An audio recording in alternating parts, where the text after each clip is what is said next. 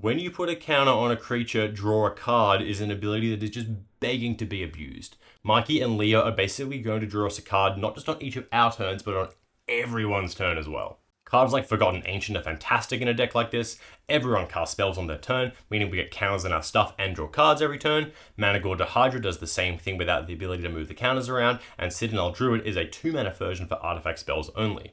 We can also go for cards that let us put counters on stuff at instant speed. Philia blinks a creature and has it come back with a counter, which is great as protection.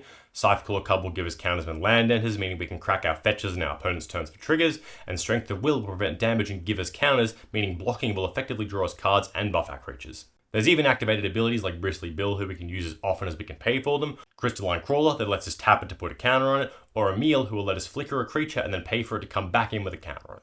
These will stack up super fast. Using our cheap commander to keep our hand full means we can run a super low curve, make a massive board quickly, and never run out of gas. We can lean into this with counter support with cards like the Earth Crystal to double our counters, Inspiring Call to protect our creatures with the counters already on them, and Damning Verdict to destroy all of our opponent's creatures that don't have any counters yet.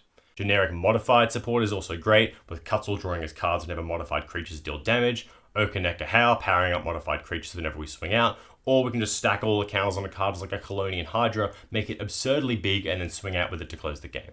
Importantly, Mikey and Leo don't even care what types of counters we use, so we can even lean into spells like Protection Magic and put shield counters on our creatures defensively, or use crazy offensive sagas like Bahamut, who automatically put lore counters on themselves multiple turns in a row. This is a nuts value engine. If you're looking for a counter deck or a new Selesnya commander, this thing looks insane. I'm super keen to get this built. I also do other videos like this all the time, so if you want to see coverage on any more TMNT commanders, drop me a follow.